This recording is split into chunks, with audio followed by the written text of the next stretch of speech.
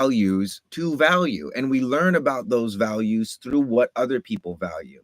Now, if you're thinking generators are not cool, that's probably because you've never lived your life in alignment with your sacral strategy, right? And what I mean by that is like the only reason you think it's not cool or you think that other designs are cooler is that you've never actually lived as a generator. And so this is where the experiment comes into place. I have an open solar plexus, and before human design, I had anxious attachment style. But now that you have human design, is there less of that anxious attachment? Because you understand now that it's like, oh, the undefined solar plexus, the open solar plexus is going to cause me to lie. It's going to cause me to be insecure because, oh, I don't have a way of dealing with my emotions. I know I'm an avoidant with an open head and root, right? That makes a lot of sense. I am typically avoidant type strategy. I toggle, I'm mostly secure, but I toggle back and forth between avoidant and anxious at times, mostly because of my undefined head. Yeah, thanks to you last year on Discord. Oh man, I love that, Milanos. I'm not really there as much anymore, but it's still a wonderful place with some wonderful people. I've just kind of have my eyes focused elsewhere. But let's get some tea going, shall we? Athena, hello, blessed be. Another avoidant with only the sacral and identity defined. Right, that's why I'm here now. Awesome. Well, I'm super happy you're here, Milanos. I'm going to be launching another kind of community that's going to be not necessarily similar to the Discord, but it's I'm hoping to get that family feel like we had on Discord. But this platform is going to be just more conducive for all the stuff that I want to share with you guys. So, generators are the definition of I don't chase, I attract, big time. What kind of tea today? We're doing some pu'er, so I'm just getting kind of like off screen. I'm measuring it out, but I'll show you guys in a second here. So pu'er, this is a black tea, and I get it like directly from these farms in China. These people have been doing tea and taking care of the same tree for generations, and it's awesome. Tea is one of the reasons why I think East Asian people don't age as fast is because they're remineralizing themselves by drinking tea instead of coffee. Coffee is how you say, for a lot of reasons, coffee will demineralize the body, but that's, again, that's not a bad thing. It's just you just have to remineralize after working with coffee. Even if you do coffee enemas, it's really important to remineralize yourself afterwards, because otherwise then you just, yeah, or not. So that's the tea. And this little thing, not me drinking coffee right now, Steven, I see you. No, again, I don't think coffee is bad. I just think that anything that we become, how you say, that we become reliant on externally, like a crutch, it's like, do you want to be reliant on a crutch for the energy? I go through phases where I'll drink coffee, but I don't usually do anything, even with tea. I usually don't spend like a year drinking tea consistently. I'll take breaks, and breaks are important because it's like, it's not like I'm trying to quit this thing forever. It's not like it's a bad thing. I'm just seeing what I'm like without it. And that's something that is, again, in my mind, very important, is to like see how you feel without like coffee. See how you feel without, puffing the herb. See how you feel without, eating, right? There's these ways to experiment and explore ourselves that it's through elimination that we're going to explore it. And this is the same thing if you have gut issues. One of the first things that you do is you just start cutting out certain food. Recently, coffee has amplified my anxiety tenfold. Right. So it's like, if that's happening, your anxiety, again, understanding like anxiety is not like a bad thing, right? Anxiety is like pain or like fear. It's like trying to let you know, hey, something needs your attention. And specifically with anxiety, one of the ways that I view anxiety is if you look at the body graph, anxiety is going to live primarily in the ajna. This is the part of ourselves that uses the five senses to contextualize reality. It's the part of ourself that, if you have a defined ajna, like you have a way of thinking, like you need to think about it in your way, or someone needs to explain it to you in your language for you to get it. Mentally stubborn people, in a way, and again, not a bad thing. That's just one way. The other way is undefined ajna, and that is like me, and it's like, oh, you can explain anything anyway, and I'm going to be able to like understand how you explained it. Not necessarily I'm always going to understand, but I'm going to be more open to understanding the world from your point of view, not necessarily my own point of view. Um, and good anxiety, exactly. It's like anxiety is the fuel that we use for thinking. It's the fuel of like, I need the facts, I need new ideas.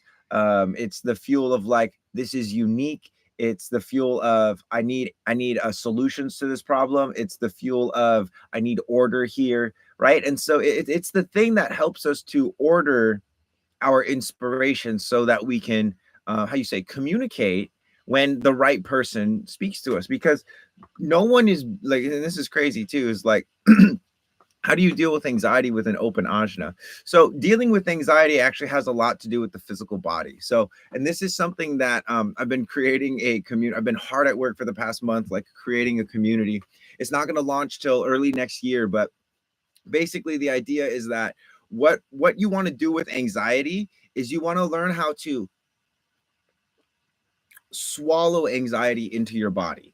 Like when we're babies and we have anxiety or we feel pain or we're uncomfortable, wah, wah, we cry, and then someone puts a boob in our mouth or a bottle in our mouth. And that's how we learn how to self-soothe. As we got older, though, we forgot how to take what we're feeling and bring it into our body. And so there's a whole process of bringing your anxiety into your body, because anxiety will overload your mind, but you don't just have to think with your mind. And this is the whole point of human design as well. Is one of the other ways that you get rid of anxiety is you follow your strategy and authority. Your strategy and authority are rooted in your physical body.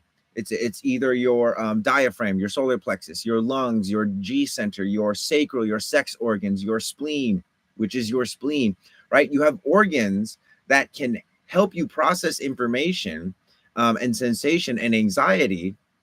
I feel anxiety in my gut. I have a defined sacral. Ah, interesting. So, it's like when you are like, and that might be your gut communicating to you like, hey, like let's not do this, right? Or and this is something that is increasingly becoming super relevant, is like if your gut biome is like really thrown out of whack, like you eat a lot of processed foods and stuff like that, even if you have a defined sacral, your gut is going to be dealing with all of that interference and static. And so one of the best things that you can do for yourself is to eat clean and possibly even do some kinds of cleanses to like move whatever is inside you. Because if you think about it, everyone's full of shit. Everyone's literally full of shit. Everyone is full of poop. And sometimes that poop is from, 13-year-old you. Something you ate when you were 13 that never got like really passed and moved along.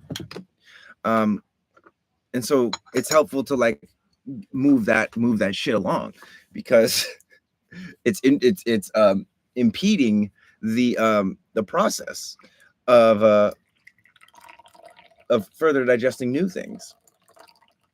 But anyway, I digress. Anxiety, again, is not a bad thing. Neither is fear. Neither are nervousness or moods. Right? It's quite literally just fuel. You just have to learn how to use it. And no one teaches us how to use our bodies. The most we get is like, oh yeah, go running, like run in PE. If you went to public school like me. Let's see. I just started eating less meat during the week. I only eat veggies. Cool. The chair flip had the same effect of taking off the glasses before saying something dramatic. Yeah, right. Thanks so much for the advice. Absolutely. Yeah. And it's like, the thing about, healing journeys, again, is like everyone is very excited to like get to the end of their journey and be healed. But when you get to the end, you're just going to find something else to work on. Swear to God. It's one of the like most cosmic jokes ever. Milanos, thank you for sharing the live, my friend. Tara, thank you for sharing the live. Guys, thank you for the likes and all that stuff. I definitely have not been as good about celebrating or inspiring that activity. So you guys, thank you. That's telling me that you're enjoying the live and that you want to share that live with people in your life. You think it's valuable. So that makes me happy. Thank you guys.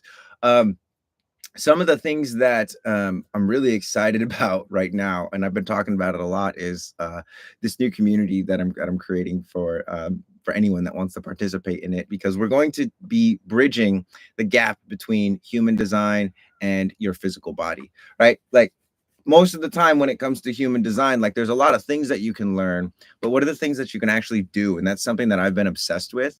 And so for me, it's like, yes, follow my strategy and authority, but then also do sacral calibrations, right? Do somatic processing and track my emotional waves. Make sure that I'm walking, running, and throwing, which are the fundamental human patterns to satisfy my spleen. Like, I'm looking for ways to use the body graph as though the body graph is like a personal training program for me.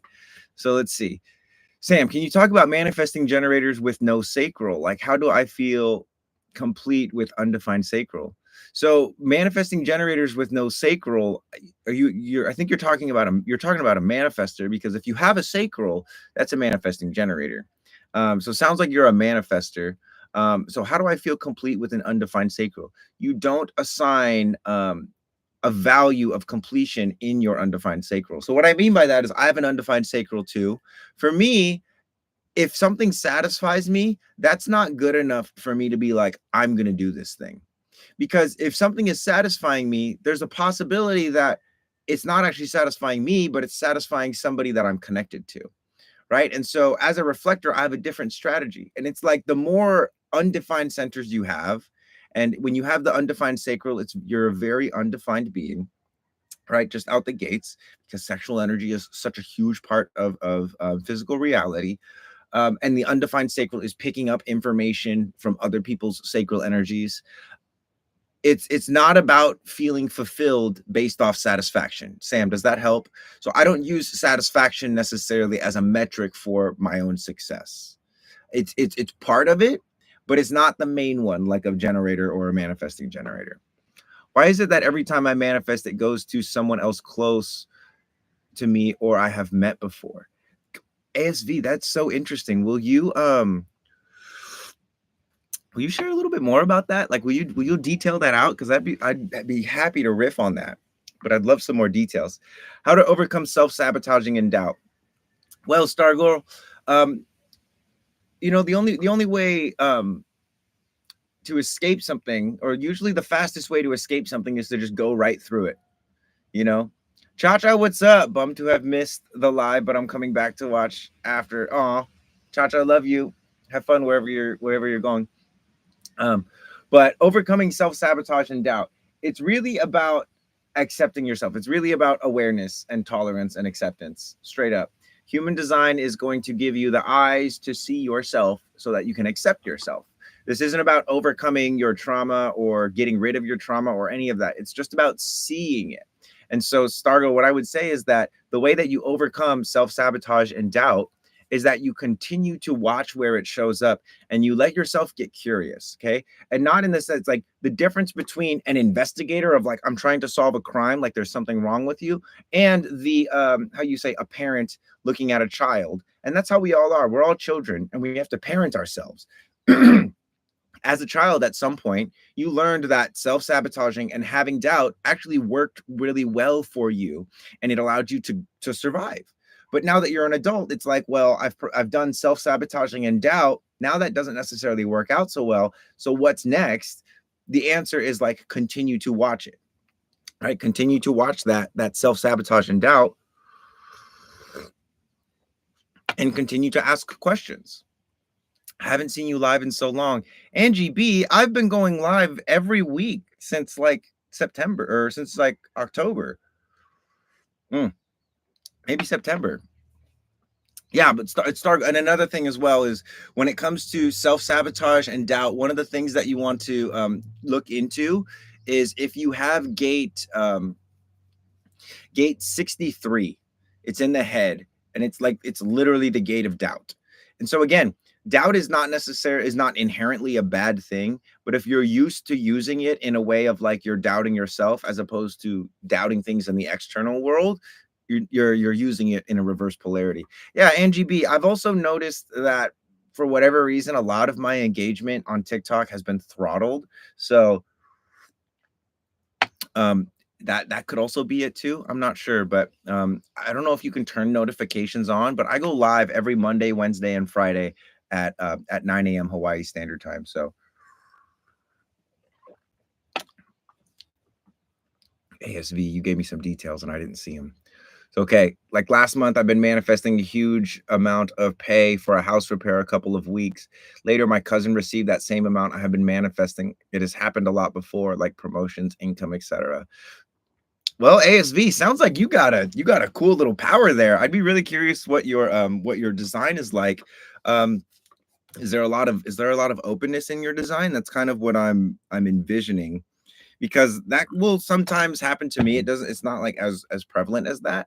Um, but yeah, that's very interesting. Oh, Angie. Oh, I miss you. I miss you too. I'm happy you're back.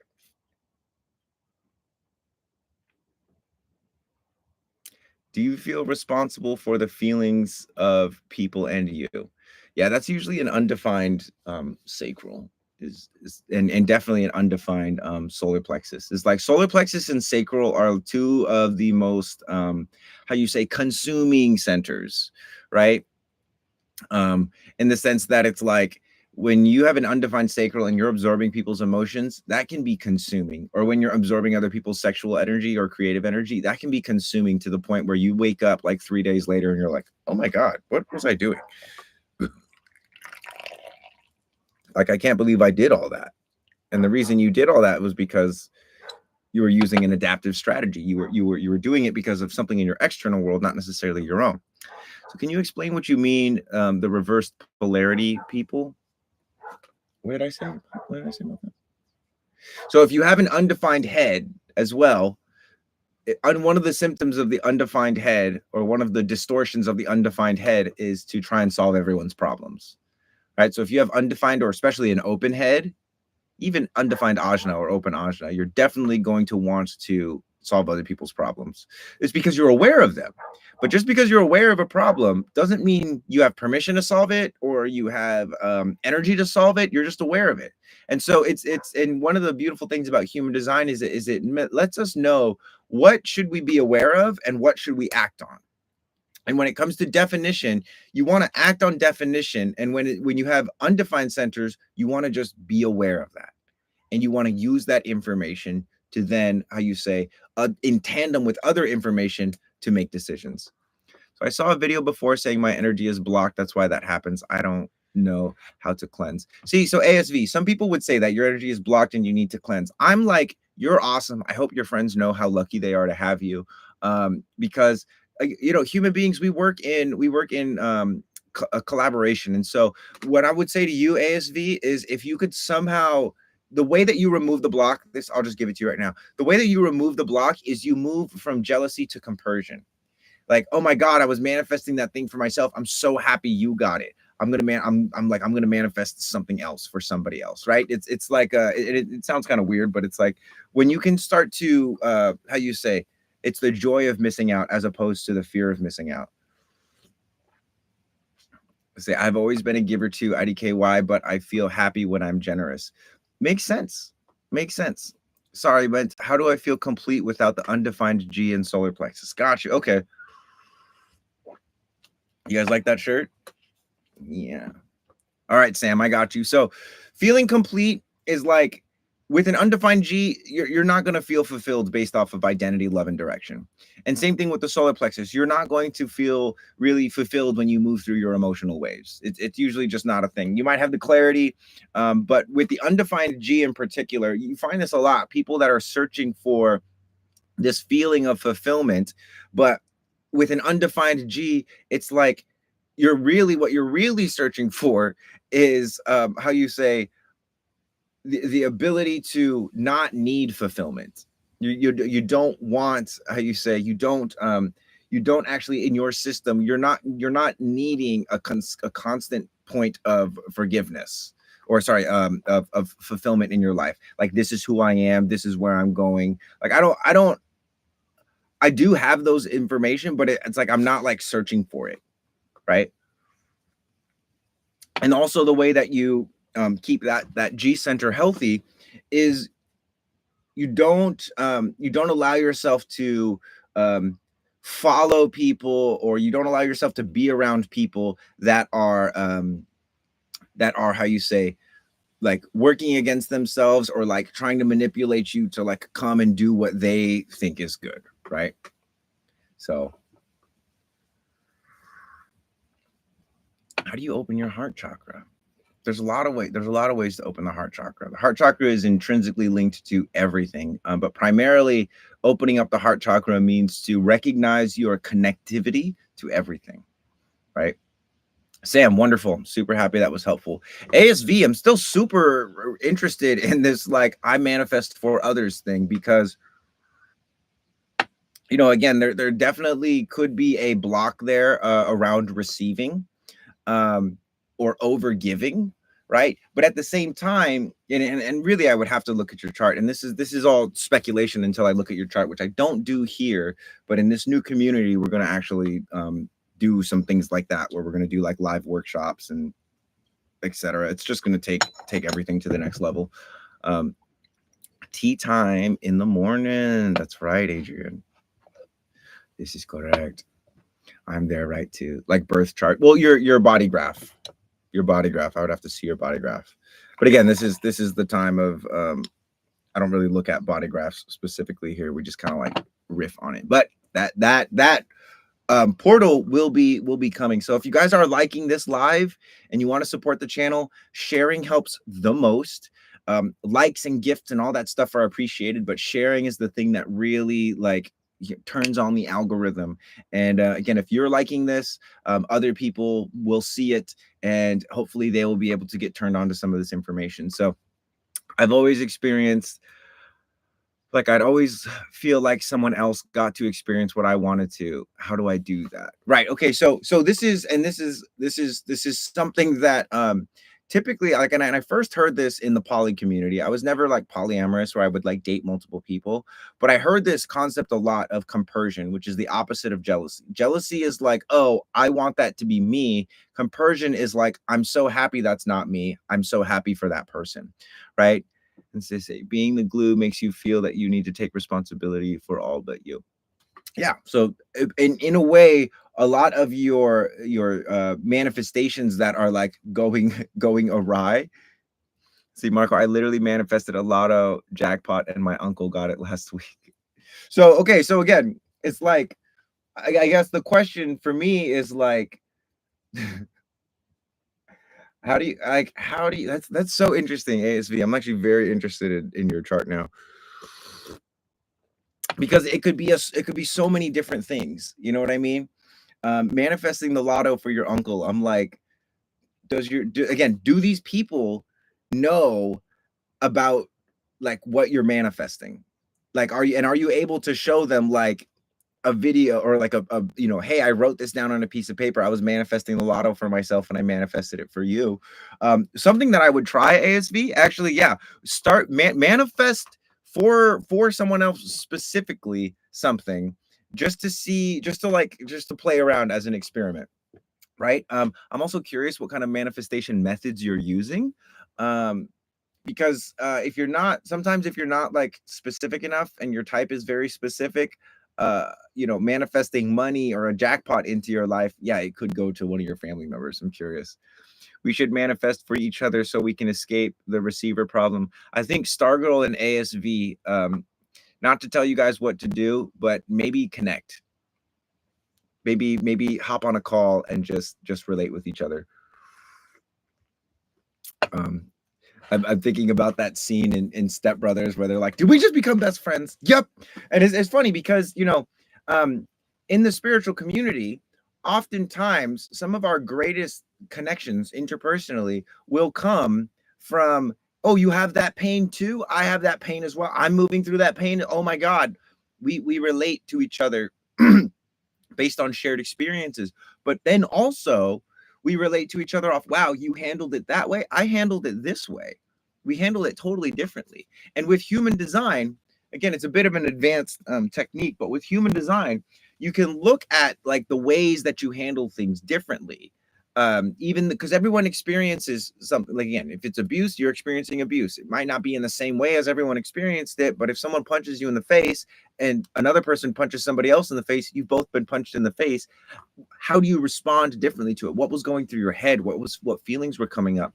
And it's when we're able to reflect and talk about these things, because human beings, we use our speaking to understand ourselves, right? It's not the other way. I speak to understand myself, not to be understood, right? And so in talking about these, having these kinds of conversations, it's very, very important to not underestimate the value of that. So anyway, I think I'm doing something wrong. I feel that. I feel that. And the reality is, maybe you are putting a lot of pressure on yourself to do everything right, which I think that probably sounds right. Which one of the questions is, what is the consequence of doing something wrong? Deep. Exactly. Can you talk more about emotional waves specific to projectors? What does it look/feel like? So it can look like a handful of different things.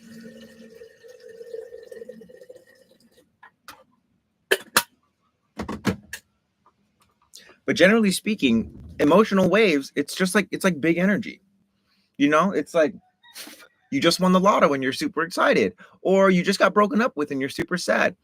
Emotional waves are interesting because it's in a way, the emotional system is like a purification system, right? Our bodies are like 70% water, right? At least the solar plexus is this like pressure cooker that heats up and pressurizes feelings, right? And it does this using the awareness that it gets from things that are not like physical and not mental.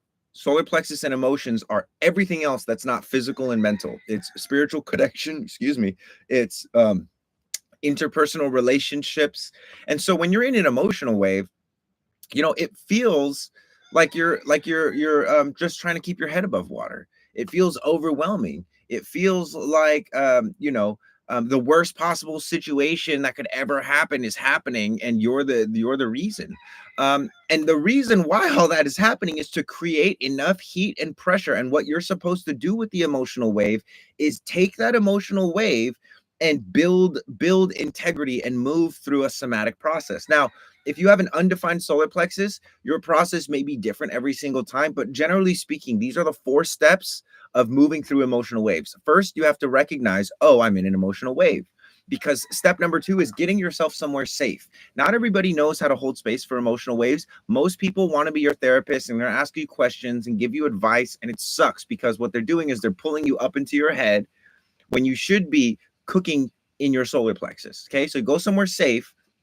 Third thing is to express, don't explain. If you find yourself explaining your emotions, and what I mean by explaining your emotions is saying something like, yeah, I'm just really upset with this person, rather than like, "Argh!" See, that was big energy. But that energy, if you don't like, if you don't do that, it doesn't get cooked, it doesn't get processed. You have old water in your body, because check this out. During that spit, sweat, tears, water is leaving the body. The emotional wave, the processing of emotions, is getting the issues out of your tissues. That was so lame. But it really is. Trauma is in your body. It's not in your mind. And so the emotional wave is a process, a natural process, a refreshing process, similar to how the heart will pump blood, and you have different systems that will purify blood. The solar plexus is doing that on an emotional level, on a non-physical level. And so it's kind of like a magical thing. You like those bars, Eric? That's what I'm talking about. See, my whole life I've been stuck in emotional waves. I don't think I've ever fully processed anything. That makes sense, Tara. A lot of people never were taught this. And so, real quick, let me finish the last step. First step, identify you're in an emotional wave. Oh, I'm feeling emotional. Step 2, go home, or go be somewhere alone, or be with someone who knows how to just like shut up and like or help you move through step 3, which is express, don't explain. have your somatic experience, get the water out of your system, cry the tears, spit, scream, etc. Again, step 2, go somewhere safe so your partner doesn't think you're crazy. And you can't blame your partner for thinking you're crazy when you're in your emotional wave, going through your emotional wave, or trying to suppress your emotional wave, because guess what? My emotions are not for you to process, nor are your emotions mine to process, right? And this is really challenging for people with undefined solar plexus, because it's kind of hard to tell sometimes if this is my emotions to process or your emotions to process. But if you follow the system, and especially the last step is like after you've gone through the catharsis and there's the right, the relief, it's like, dude, before you do anything else, just lay on your back and let the energy settle in your body, right? Just lay on your back for like 5 minutes and just like let the energy settle. And that's it. And then you might need to repeat that process, steps 3 and 4, 3 and 4, 3 and 4, until step 4 comes and you're like, wow, I feel super clear now. Right? It's like I've cooked all of whatever is inside me and now I have clarity. What if one is sick/injured? Basically, is there a way to undergo a journey without needing body? Interesting question, Christian. I'm not sure what you mean by is if there's a way to undergo the journey without needing body, because so much of our journey in life is learning how to surrender to the body, right? And you see people fighting this all the time. You see like how you say kids that want to be older, right? You see elders that wish they were young. And you know what that means? If you're an elder wishing you were young, it means you didn't live your life while you were young. And you can't turn back time. But you can change the story that you're telling yourself about it. A lot of people like to stay in victim mentality because that's how the only way that they know that they can get attention is by sharing their pain with people. Oh my God, little Leo. Did that touch something for someone? For anybody, if that touched you, if that touched you, share the live. Yeah, so again, with the emotional processing, and don't be confused. Everyone has experiences emotional waves. Everyone does. Okay, you do not because you have an undefined solar plexus doesn't mean you don't experience emotional waves. What it means is that with the defined solar plexus, those emotional waves are going to be more consistent and you're not going to be able to get away from them. You can suppress them, but you can't run away from them. With the undefined solar plexus, you sure as hell can run away from emotions. You run away from your emotions. You run away from other people's emotions. You run away from confrontation and truth in general. You will become a liar until you learn how to process these sensations, which again, this is my entire work this past year has been focused on creating a way of teaching you guys how to process not only your emotions but also the sensations, like the external world. And I'm super freaking excited for you guys. Completely open solar plexus, I be a ghost, right?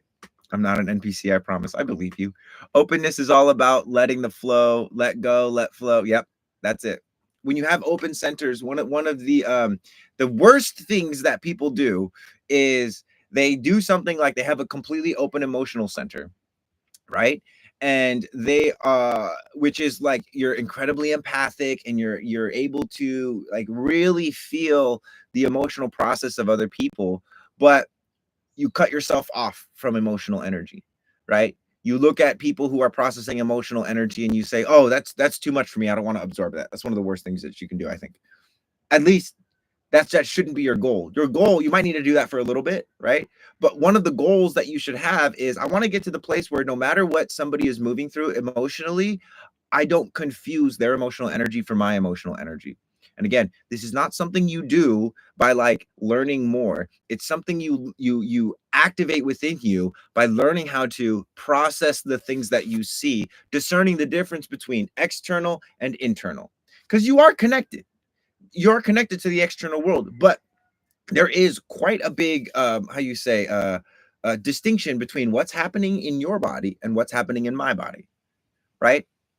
As much as I may want to take someone's pain away, I cannot process their pain for them. I can soothe them, I can comfort them, but at what point am I coddling them?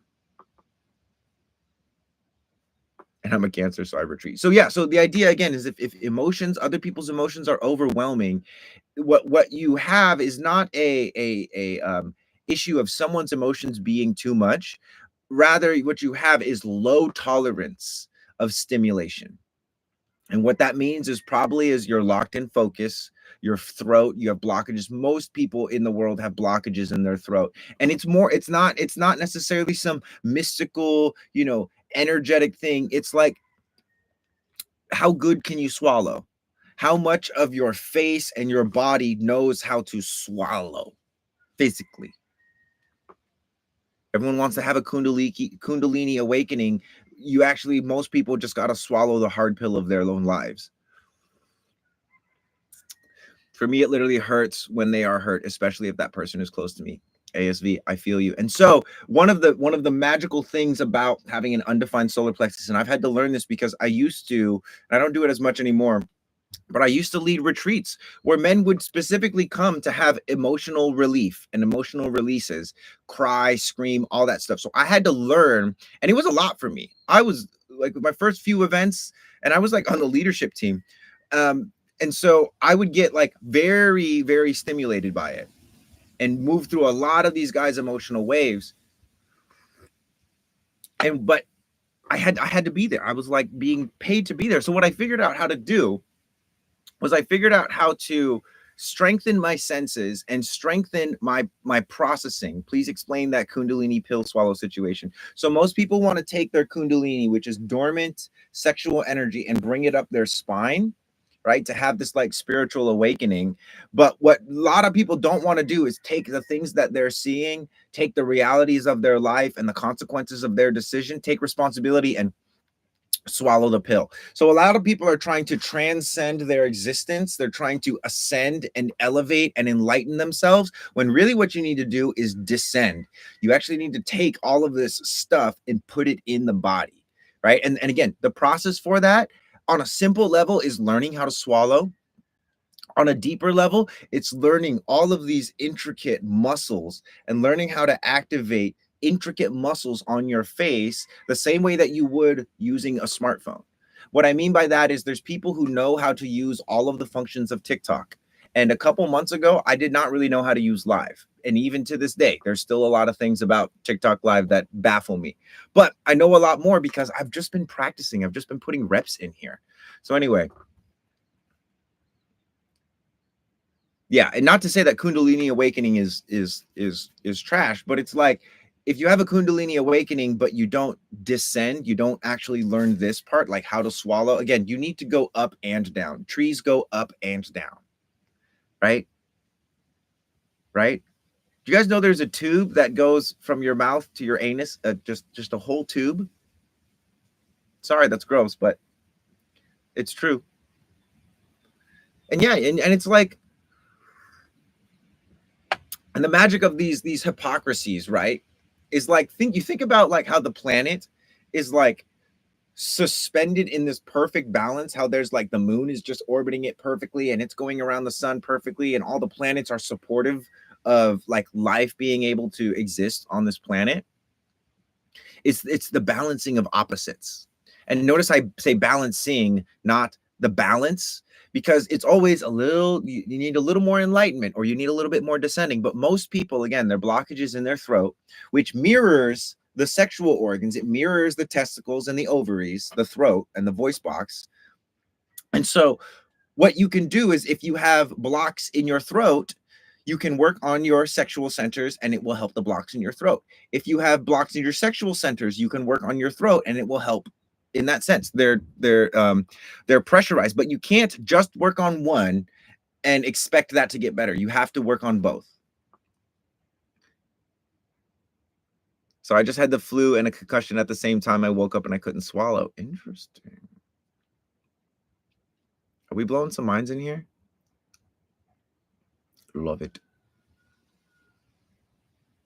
So Tara, you said you have issues with swallowing and my voice feels strained and hurting to talk. So here's a little exercise for you guys. And some of you might have seen this before, but this is called the headpan. Okay, basically what you do is you're gonna have your eyes, and this is real quick. This is like an abridged version. When I teach this, I go like very deep into making sure you have the foundations to do this properly, but this will still be very helpful for anyone that's willing to practice it. And again, if you want more of this, come join the archive. The link is in the bio. Now, this is called the headpan. What you do is you keep your eyes forward, but you turn your head as far to the left as you can on an inhale. Now you're going to get to the point where it's like, okay, that's about as far as I can turn. Once you get there, push a little bit, push like 10% more. And then once you're at that point, swallow. And you can create spit to swallow, or you can just go through the motion of swallowing. And then on your exhale, come back to center. Inhale, 10% more, swallow, exhale. And it should feel like you don't want to be hurting yourself, but you're going to feel a strain. You know, it's like, okay, that's as far as I can go. Go a little bit further, swallow, exhale, come back to center. Okay, because what this is doing is this is training us to absorb information from our peripheral vision, right? If you want to look at something, if I say something is over there, most people do this. They turn their entire body. Cool people do this. They turn their head. Legendary people do this. They just use their eyes. God level people use their peripheral vision. I'm looking at you, but I can see my bed over there. Most people's vision is locked. They're like a racehorse with blinders on. And even just doing this exercise, if you just do this exercise, do 10 rounds of that. 1,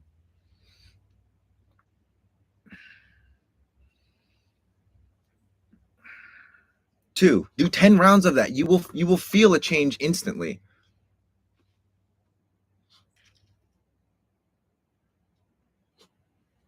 So let's see, but what if you were sad and wanting to retreat from intimacy or activities? Don't be suspicious. I know, yeah, exactly. Don't be suspicious. Well, it's like that's so funny. I love that. Yeah, like, amen. Don't be suspicious, but turn around. Sam, did you do it? If you did it and you felt and you're like, holy crap, leave in the thing. Oh, what if you were sexually assaulted and wanted to retreat from intimacy or activities? So, you know, and this is obviously a very touchy subject. SA is something that, you know, if I could snap my fingers and like make it so that no one ever has to experience that, I would. The reason I hesitate is because everything that's negative in our lives has, again, negative has a positive. And so it's like, for instance, if we eliminated SA, then maybe we also eliminate beautiful, bonding, spiritual, cosmic, divine lovemaking. And would that be worth it? And so the question that every individual has to ask themselves is, am I going to let what happened to me limit me from moving forward? Because, for instance, if you were SA'd and you want to retreat when intimacy comes up, all that stuff, totally reasonable. I totally get that. And are you just, is that what you're going to let happen? Are you going to let something that happened to you prevent you from having something that you want? It's a simple question. Do you play double bass? What do you mean? Like bass guitar? I play bass guitar. Oh, because you said you need to work on both, for instance. Yeah, so it's like, you know, speaking about it, number one, is important. But then again, really, it's not about explaining what happened to you. It's about expressing what happened to you. And specifically, the reason why you would want to express what happened to you is simply on the sense of you have to go back to the times when you abandoned yourself, like when you checked out or you didn't speak up or you didn't fight back, or even if you did fight back and something happened to you and it was against your will, like you can't abandon that part of yourself. People talk a lot about inner child healing. That's what it is. Inner child healing is going back to when your inner child was abandoned by their parents, or you were abandoned by your friends, or you were betrayed by someone you trusted. It's going back as an adult, and in the experience. By experience, I mean the all of the thoughts and feelings that come up around that situation. You want to how you say, give yourself permission to like show up for that little kid. Show up for that version of yourself that didn't know. They didn't know how to handle what was happening to them. And again, like it's such a shocking thing, but this is a wait, what did you say? Expression and vulnerability is hard but necessary to show up for yourself and care.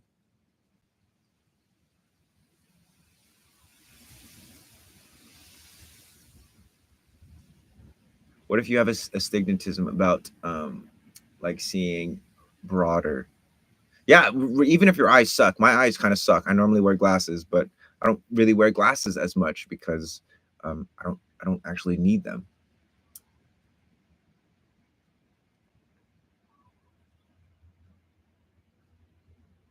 If not, you should become one. Become what? I must have missed that one.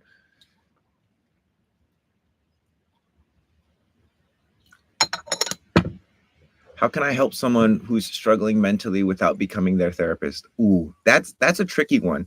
And the best thing that you can do is have a standard around what kind of interactions that you want to have with them, right? Like have a standard of like, look, dude, I'm here to be your friend, not your therapist, which means holding them accountable. If they're struggling mentally, sometimes people need to go to therapy or they need help. One of the ways that you do this is also simultaneously working on that like people pleaser part of you, is you set a boundary. You say, hey, look, man, I see that you're struggling mentally and I really want to help you. I really want to listen to you talk about your experience, etc. But I really, you need professional help and I can't help you. And so you help them by not pretending to help them. If that makes sense. Can you follow your authority but also be in transference? I don't think so. I think you're like like the mind and the body are interesting because the mind adapts much quicker than the body. The body takes a lot longer. And so, for instance, if you are following your authority of your body, but you're in the transference, it's one of those things where it's like you kind of gotta like see what happens, because ultimately the authority is going to be programmed, or your own inner authority is going to be programmed by your mind, by your conscious mind. So if you're aware that you're in some kind of transference, like my transference is hope. If I'm aware that I'm in a hope vibration, but I'm still doing my 28 days, my body is fine, but my mind will still struggle. My mind won't feel fully engaged and on point with authority. So they can be desynchronized, but only for so long, because otherwise it's like at one point you either like fall out of your using your authority, or you step into using your proper motivation. Because when I notice that I'm in hope, I'm like, oh God, I need to figure out where my guilt is. I need to figure out what is actually motivating me to do this, because fantasizing about the future is not motivating for me. Catastrophizing the future, if I don't do this, then this is not going to happen, and then this is going to happen, and that's the most motivating thing for me. And one of my biggest motivators is remembering when I was in college and I was suicidal and I wanted to unalive myself. And my guilt motivation, one of the things that motivates me and why I like do all this stuff, is because this message saved my life. Spirituality, Reiki, all of the stuff that I'm about today, it literally saved my life. I was going to off myself. I would literally like get super high and just wander in the woods at night. And then I would like come out and I was like, man, bummer, I didn't get lost and get eaten by mountain lions. Like that's, I was there. And Reiki was the thing that saved me. And then human design, like, and then I started stacking all of these modalities and systems, and life got so much better, guys, to the point now where I'm like, I feel worthy of a family. I feel like I'm a good dad. Like I genuinely feel these things, but it's because I practiced the right things. You know, I practiced the right things for a long time. Like I had my awakening was in 2012. So this is 14 years later, guys. It takes some time. But God, is it so much better than just like ignoring the problems? I forgot why I was even talking about it. I got a little emotional thinking about myself. Oh, my motivation is that I want this message to reach people who are in the state that I was in 2012. I was depressed. I was anxious. I was nervous. I had low self-worth. I had eating, like I didn't eat. I was like, I wasn't anorexic or bulimic or anything, but I didn't eat a lot. I wasn't eating good food. I was watching conspiracy videos on YouTube all the time. And then I shifted it. I started learning about chakras and meditation and essential oils and crystals. And I shifted my awareness. And so, whoa, mine was in 2010. Let's go, Leo. So yeah, that's kind of my motivation behind this whole thing. Please explain what you mean by conditioned solar plexus. So the solar plexus is the emotional center. For someone to have a conditioned solar plexus means that they are, it could mean it's several things. On the healthy side, I you say, on a conditioned solar plexus is typically an unhealthy solar plexus, meaning that the conditioned solar plexus is processing emotions in a unnatural way. And what I mean by that is the undefined solar plexus, there's no specific way to process emotions. Sometimes it's going to be alone time, other times it's going to be touch, other times it's going to be like dropping your expectations, but it's not going to be any specific type of way. And just as well, you're going to absorb, you're empathic, you can feel other people's emotions. So another symptom of a conditioned solar plexus is where you're not able to distinguish the difference between something somebody else is feeling in their body or in their experience and something you're feeling, right? And this makes working with your emotions very challenging because you don't know whether or not it's yours or not yours. And so my hack is, fuck it, work with all emotions and use the emotions to build tolerance, right? Use your own emotional process to build tolerance for yourself and others. Use other people's emotional process to build acceptance and tolerance of others and also yourself, right? Like, it doesn't mean that I'm processing this other person's emotions. What it means is I'm moving through my own process based off this other person's emotions. This person feeling something made me feel something. So anyway, I was literally at an event and I sat there feeling the emotions, right? And so some of the things that you can do to create like more resilience is to kind of like, it's like if you're in a river and you're like holding on to the bottom of the river and you're underwater and you're holding on and you're like, don't absorb all these emotions. That's the same as putting your thumb over a hose, like a water hose, and then there's pressure there, so it's just going to spit it right out into your eye. Instead of trying to resist the emotions, what you want to do is just allow the emotions to move through you. I think I resent my mom because of this. Yes, because your mom, most of our parents, they didn't know what to do with their emotions. So they either taught us that I'm a doormat for my parents' emotions. You were either emotionally abused, or they hide their emotions, inadvertently teaching us also how to hide our emotions, and that there's some kind of like shameful thing or that something is wrong with you. It couldn't be further from the truth.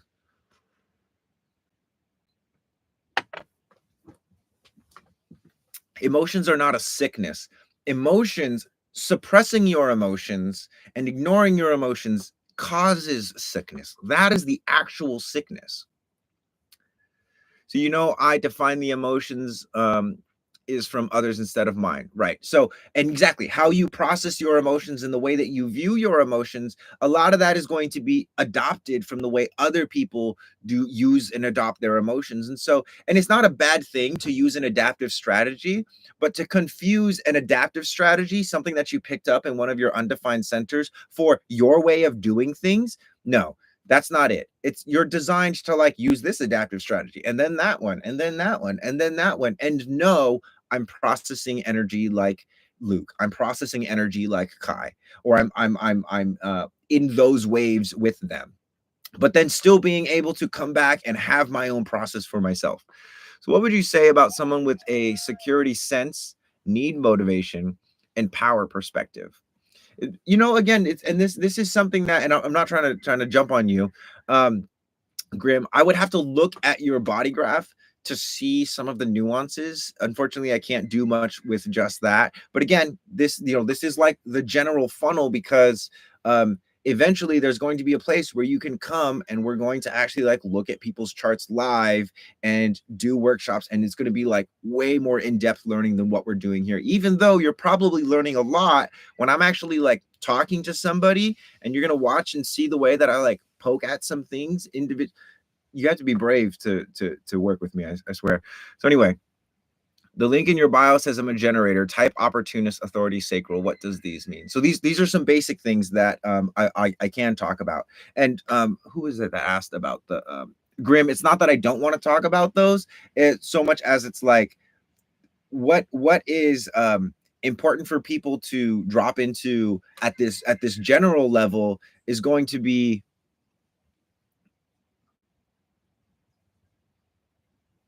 more so regarding your circuitry and your body graph, not necessarily your variables and your motivations. I always get nervous talking about them because I know there's always like one or two people that like want to know about it. But again, it's like it's again, we're talking about body graph, which is the form in the body, and then the variables and the motivations and all that stuff like that. That's like how you say the what's it called, the architecture of the mind. And so, not that I don't want to get into the architecture of the mind or that it's not helpful, but again, this is kind of like more of a general thing. So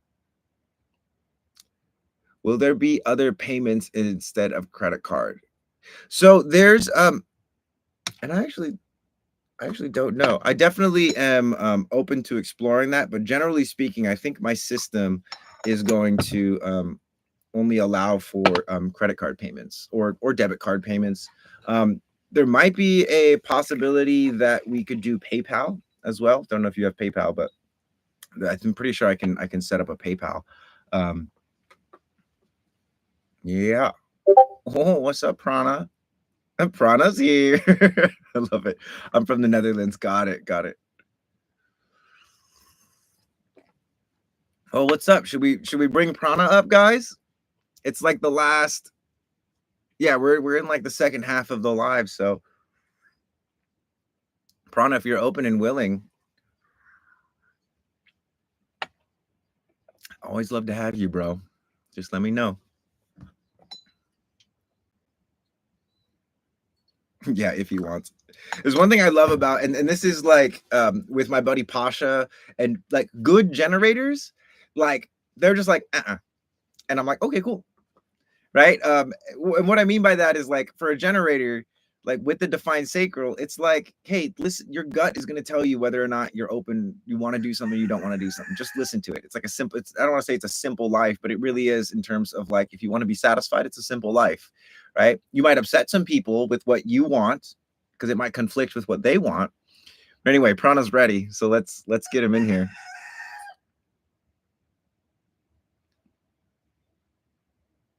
All right. Invitation has been sent. ASV would love to know what a generator means or what it means to be a generator. Well, little Leo, we've got one of the, in my opinion, one of the best generators on the planet, Prana here. What does it mean to be a generator? Prana, are you with us? Hey, I'm here. Can you hear me? Yeah, man. So someone, little Leo just asked about, well, chickens now, but it's my rooster. But they just asked, what does it mean to be a generator? And as the generator, I think maybe you ought to share some of your insights there. Sure. A generator, right? It's all about response. And I love going back to the analogy of a seed, right? A generator is like a plant, right? A seed doesn't choose when it's planted. A seed doesn't choose when it sprouts. It completely relies upon its environment and the conditions of that environment being ready for everything, right? When it's being planted, when it's being germinating and growing, and it needs the rain and the sun and all those things. All its potential is within inside it, but it needs to respond to everything around it. Right? The seed isn't going to grow on its own. It doesn't choose when to grow. I love that. I feel like it's great because that example, if you like kind of like put it onto human beings, like on the survival level, it's like, yeah, if the kid or the child doesn't get enough food and water, it will not grow. But plenty of kids, I feel like, grow up, and if anyone in the chat resonates with this, let me know. Plenty of children grow up without ever receiving like the necessary love, right? And so it's like we can grow older as human beings without getting the things that really like allow us to reach points of maturity. And yeah, it's interesting. It's like a tree or a plant or a flower or a fruiting tree that grows that never gets the opportunity to become pollinated. And Yeah, so I feel like again, it's with the seed example. That's really good. I've never heard that before, man. I love that though. Was that a where'd you pick that one up? Just came to me one day. That's what I'm talking about, bro. I love that. I love that. But you're totally right. Like the sacral is all about connecting, Mm, right? What it wants to do is connect and build. right. So if it's lacking connection, yeah, there's definitely going to be something missing there. Right.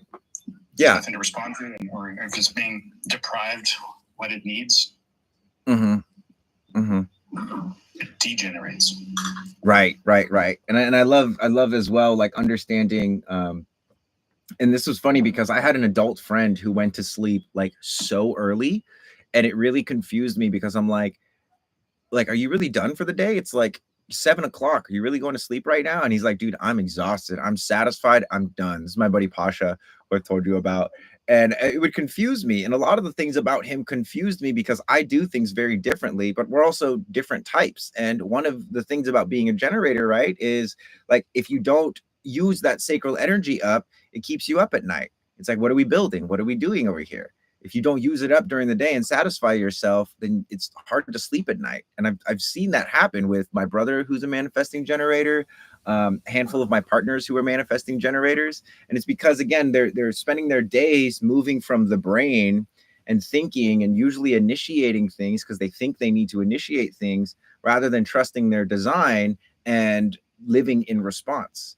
And then watching them, some of them shift into response, like my brother, and watching some things kind of improve, like their quality of health and all that. It's just like, yeah, like tend to the seed, tend to the seed that you are. And if you're not getting the things that you need, remember you're not a seed. So go and get the things that you can find an environment, you can find people that are going to treat you with respect, give you love. But unless you're willing to like respond to what's in front of you, and I feel like a lot of people, they have like a response to something, but they're like, no, it's okay, this is fine, right? For sure. Yeah. And that's totally talk about being abandoned. It's like you abandoned yourself. So let's see. um Is that why all I take oh, Prana. So this gal ASV she had a really interesting question, and I told her that I couldn't really like extrapolate too much without knowing without like actually seeing her body graph. But she said she had this issue where she like manifested like a pay raise and a lotto jackpot, but she's not getting it. It's people in her life that are getting it. And I'm just curious if you have anything to share about that, because I thought that was super interesting.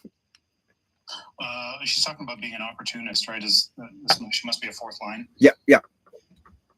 So yeah, fourth line profiles.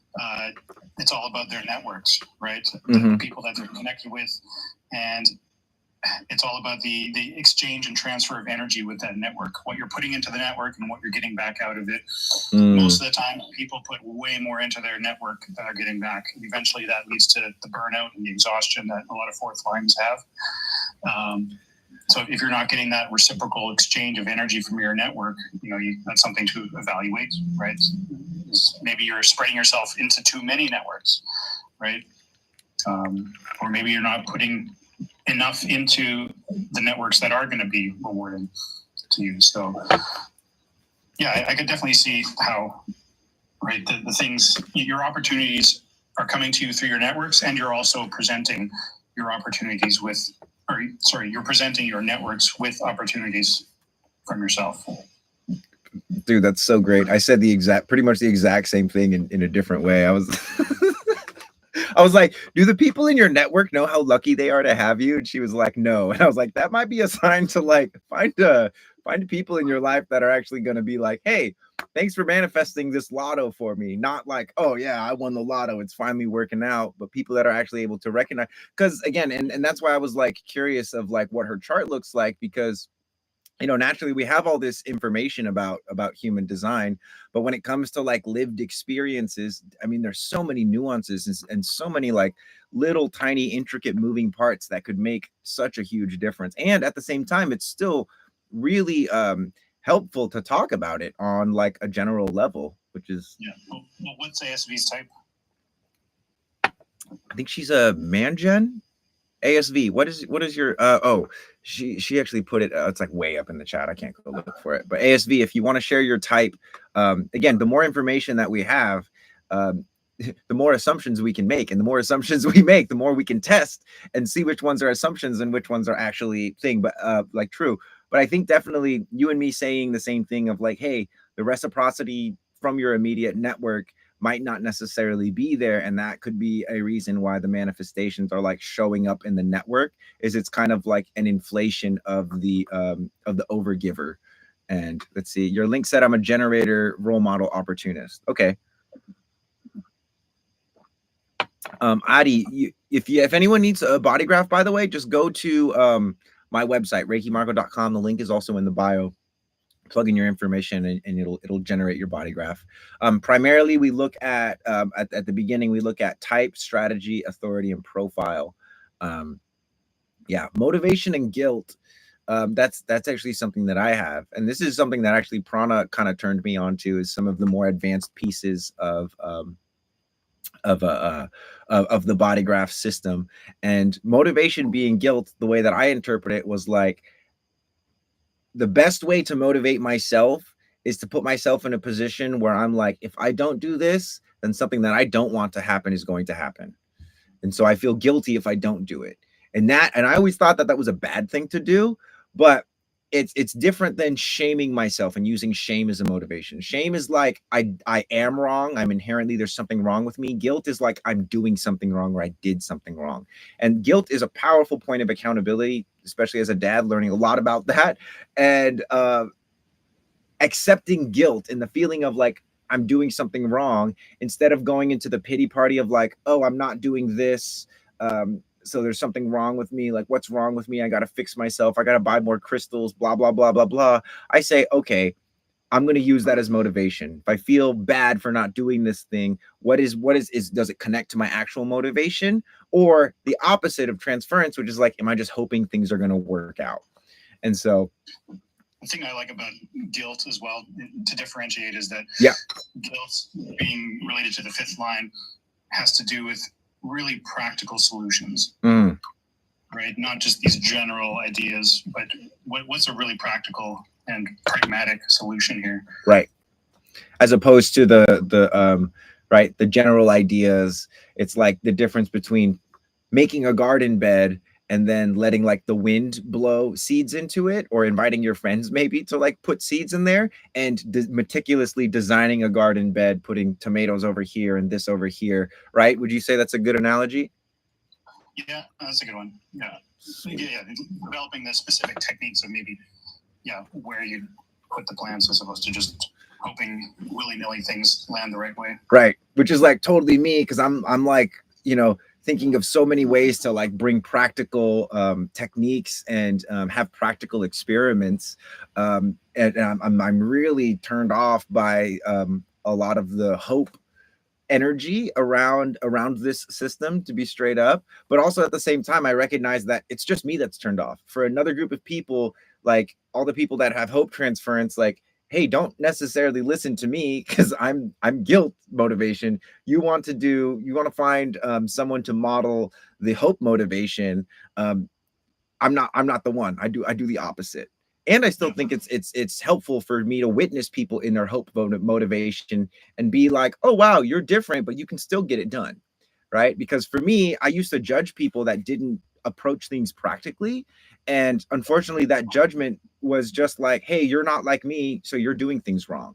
And a lot of people, I think, on social media are experiencing that because, everyone's got like their method of manifestation, everyone's got their courses and stuff like that, but it doesn't really take into account how we're each individuals in our own lives. It just is like, hey, I'm me, this is what works for me, and so if you do this, it'll work for you. But right, that's not always the case, because we all have unique circuitry, eh? Yeah, that's kind of the idea of, if you have hope as your motivation, the translate into guilt is like looking for other people's solutions to fix your problems. Ah. And, the guilt of, the practical solutions that other people are presenting, that you think, oh, this is my solution. I should, if I just do this one thing, then I'll be good. Or it's more a matter of like stepping back and saying, you know, I'm gonna a bit kind of go with the flow on this. You know, I'll dabble here, I'll dabble there, but one specific fix isn't that works for you isn't necessarily the one that works for me. Oh, I love that. I love that. That makes a lot of sense. And it makes sense as well because my mind variables are actively engaged. You know, my design variables are passively engaged, but my mind is like, I need my practical solutions, and you know, that's good. You always do that thing where you like blow my brain up, bro. I love it. See, I feel anxious in hope. Is that Leah? Do you have guilt as well, Leah? I think Leah has. Yeah, Leah has guilt. I feel anxious in hope. I feel anxious in hope too. Because my brain is trying to figure out solutions. It doesn't operate. And that's kind of what the whole point of it is, right? Is like, this is how your brain, similar to the sacral, is like, this is what's happening already in your body. If you can like figure out like the polarity or the direction that it moves in, instead of spending energy fighting it, you can actually use it as something useful, even though typically guilt has been something that we've all been taught to avoid, or that, you know, again, shame and guilt kind of walk hand in hand. And I understand it as guilt is you did something wrong, shame is you are wrong inherently, like just in your being. And there's a very blurry line in there. And a lot of people confuse guilt and shame, but the polarization of hope and motivation. And again, this is just one of the transference motivational pieces that I said I wasn't going to talk about, but now we're talking about it. It's so funny. But again, if it's helpful for you guys, you know, that's why we're here. We're here to help. So I like the slide. There's like the thing I like to think about with hope and guilt is like zoom into this problem. Let's really zoom into what really needs the details about what needs fixing. Where hope is like, let's zoom out. Right? What's the bigger picture here? Right. And then so with the other motivations, right? You have fear and need, and then you also have what is it? Desire and innocence. Right. So okay, to take that same analogy, guilt is zooming in, hope is zooming out. When it comes to fear and need, which is which? Well, I don't know if that applies to fear and need as well. Fear. Like here I am asking you to do the impossible because how fifth line of me. Totally. Fear. I guess fear would be let's cover everything. Yeah. Right. Let's figure out how it all works. Let's investigate. You know what's behind everything. Right. What's in the dark. Right. We can assuage our fears by investigating. Whereas need is like, I only need to focus on what affects me. Right. I don't need to figure out everything to impact, you know, to understand what's important for me. Okay. So this one's, yeah, kind of the fear is like the zoom out, but not in the sense that let's cover all our bases. Right. Let's get to the foundation of everything and figure it all out. Mm-hmm. That we feel secure. Whereas the need is like, you know, we don't need to know everything. We just need to know what's important for me, what I need to know. I need to know things on a need to know basis. Got it. Yeah, the analogy is kind of loosely works in a way, because from what you said, it's like fear is kind of the zoom out, consider everything, and then need is like focus on in this moment if you have what you need, as opposed to like trying to anticipate future fears. It's more about being presently engaged in the moment. Correct? Yeah, well, in the moment, but just what actually applies to you. You don't need to know what's going on over there. You know, the things that are drawing you into this feeling of fear. Mm-hmm. That's the transference, right? When you're starting to feel fear and you're looking to other things and, you know, trying to investigate, well, what is going on in Palestine? I need to figure this out. Right. Okay. Do you need to, if that's your motivation? Right. Yeah. Is figuring any of that out actually going to help you get what you need. Probably most of the time not. Um, but okay, I love that. I love that. And so someone said in the chat that it kind of works both ways, a zoom out, zoom in terms of perspective, which totally. So the other one then is desire and innocence, right? Yeah. And so, would you mind speaking on those two now? Because after this one, this is all 6 of the motivation transference combinations. Yeah. Yeah. This pairing has a lot to do with leadership, right? It's a desire to lead. It's this desire that this third line. It's very much trial and error, and it's about having a direction, kind of that you need to go in, right? If that's your natural motivation, right? Feeling like I need to step into this role, the desire to take on the mantle of responsibility, right? That's what desire is all about. Where innocence is more about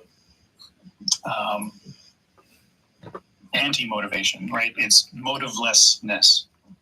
Right? Are your actions motivated by some ulterior motive, or are you just going into this innocently without an ulterior motive? Right? Do you, with the transference of your innocence, feeling caught up in the sense that I need to take on responsibility and some sort of leadership role, whereas really you should think about your contributions, because really all this is about external authority, right? You know, sharing your wisdom, your mental wisdom, the things that you and I are doing right now, kind of thing. That so to do that in an innocent way, right? That you're not motivated to like change things a certain way or influence the outcome of things, but just the innocence comes through without motivation. I mean, dude, I love it because I've read about all of this and I've studied it, and I feel like on TikTok, people all the time are like, Marco, you explain human design so well, and I'm so grateful, I'm so amazing. And I'm like, the way y'all feel about me, I feel that way about Prana. Straight up. Like, again, I've studied all this stuff, but again, there's a difference between, you know, reading it in a book and then speaking to someone who has like a lived experience. And again, Prana has been in his experiment since he was like 16, right? And that's just that's a lot of time. Yeah, since 1997. Since 1997. Yeah, I started my experiment in 2014, 2015. This has been a little over a decade. But yeah, it's so rare, I feel like, to find not necessarily so rare. It's just the proportion of people who are discovering human design for the first time and the amount of people that have like had really long bouts with human design. There's so many more people discovering human design nowadays, and it's great. It's great, but it's also like, you know, with the way that things become saturated and how people are very quick to monetize things without actually having an embodiment of the system or like a really firm grasp on the language. Yeah, it's just really interesting to hear that, because I get people who do sessions with me and they're like, I did a session with this person, and like I'm pretty sure they didn't like know, they weren't like doing human design for very long. So yeah, Tara says it's hard to find good information. And yeah, because there's the people, it's kind of like Harry Potter in that scene where he's like with Voldemort and he's trying to get the Sorcerer's Stone, but he doesn't want to like use it for himself. And it's like there are so many people like that are not fit to lead that are going to take on the mantle of leadership, right? And in terms of that motivation is like people who are how you say, probably innocents that are looking to like take on that leadership, maybe. Or just the fact that like the people that are often unfit to lead are the ones with the desire to lead, whereas the people that don't want to lead, a lot of the times they actually have the qualities that are desired in a leader, which is really funny. And that's why I think, you know, Prana, for you, you know, when we chatted yesterday, you know, it was kind of like, you know, you mentioned about the feelings that you get when it's like, hey, Prana, you looking to come up here? And also the response that you get, because you're responding to some of, you know, the fear and the anxiousness of getting on live and talking in this way. And I experienced that too, not as much anymore. I'm a lot more comfortable, but your sacral basically says like, yes, we recognize that there are these, you know, sensations and nervousness, etc., and I still have energy for that, so I'm going to do it anyway, which is a great example of how you know, the sacral, it's not just about like following your bliss, right? It's about following what your sacral has energy for. So I had this gut feeling that I should wait and let it go, and then I stumbled upon Marco for it. Awesome. Love that. Says, please, can you add PayPal so I can book a session? I got you, Milanos. I can definitely do that. Also, Milanos, email me, ReikiMasterMarco@gmail.com. It's also at the bottom of my website. But if you email me, we can definitely like get it sorted out. You don't have to wait for me to add the PayPal. ASV, I need PayPal too. All right. Well, maybe I just need to. All right, I'll make a note and I'll see what I can do. I can't make any promises, but if you want it now, if you want your sessions, just email me and we can definitely figure some things out. So anyway, yes, epic. Well, man, how's the weather over there in glorious Canada? I'm West Coast, so it's kind of up and down. Yep. But it's nice and sunny right now. Cool. We had a bit of a cold snap last night, so we woke up to frost.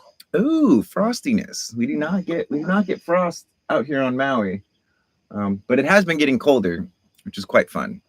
I'm really grateful. I like the cold. I used to live like further up the mountain, and that was awesome because it's like sweater weather, and even just when it gets late, even in the summer, it's still higher elevation, so it's colder. And yeah, but one thing I do recognize, like, you know, I'm a wide valleys person, and I live in a wide valley, and it's great. It's my favorite place that I've ever lived. And there's also a river that kind of runs through the property that we live on. So, but you know, when people ask like, do I need to be living in my my environment, I always tell them like, no, but it sure as hell helps. Like, I love living in a wide valley. What's your environment, Prana? Markets. Internal markets. Yeah. Oh. So and when it comes to the distinction between internal and external markets, is it like the practical, like external markets are outside and internal markets are like indoors? Is that it? Sort of. Yeah, you could look at the actual, like an external market of a bazaar, right, where people bring their goods together and trade things like that, where an internal market would be like your mom and pop shop that is kind of centrally located and people go to it as a destination. But in both cases, it's the idea that it's a recognized spot that people come and kind of seek out for something. Mm-hmm. Right. Yeah. I always have recognized it as like, it's the place where like goods and ideas get exchanged. Yeah, yeah, exactly. Yeah. ASV's got a question here. What's that? What should I do to have my manifestations come to me and not my peers / folk? That's an awesome question. It's like, let's recognize really quick as well, like how and I'm not trying to make fun of you, ASV, but like that is a really cool problem to have. It's like my manifestations are working super well to the point where I'm manifesting pay raises and lottos, but I can't aim it. Right? It's like I can't aim it at myself. But yeah, what kind of counsel would you offer to her, Prana? Well, right, she's a generator, right? So yep. Embrace radical non-initiation. Right? The idea that you have to make this happen through initiating something is the pitfall to every generator or manifesting generator. Yep. I got to go out there and make it happen. Where, right, the seed doesn't make the rain come. And in fact, you're getting in your way when you're trying to do that. When you're initiating, you're going against the dynamics of your aura, which are meant to pull things to you. Right? When you're going out there, you're putting out this push energy, and there's this kind of negating of what's happening with your aura. Right? When you just stop initiating, there's something beautiful that happens. And people see this change in you, right? That there's becomes something mysterious almost about you that they get drawn into, and it's not that you're manifesting it because you want it, right? The aura is just pulling these things into you, and if you let that happen, you have to allow the environment around you to respond to you in that sense. And when they come to you, then that's your opportunity to respond to it, right?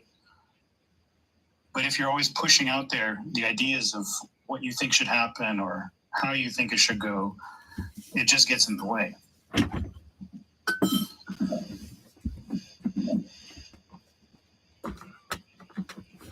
And the manifestation comes when you have something to actually respond to, right? When you light up from your network coming to you and say, hey, do you want this?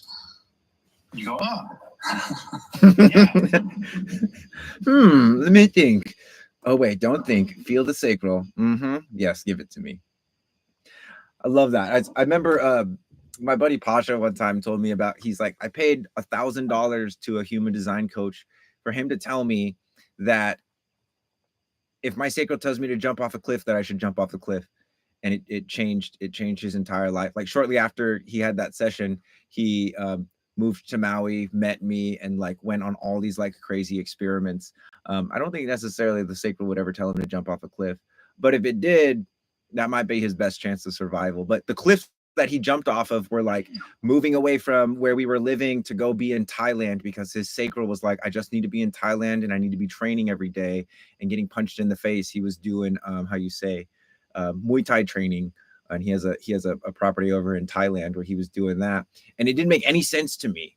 And he did another thing where he like came to Maui and left to go do something else, and it's how you say, again, it's not like a logical thing. It doesn't make sense, but when you look at it, you know, when you zoom out and you look at the pattern of like what happens when people follow their gut, you know, oftentimes it's pulling them towards the situations that are like so much better for them.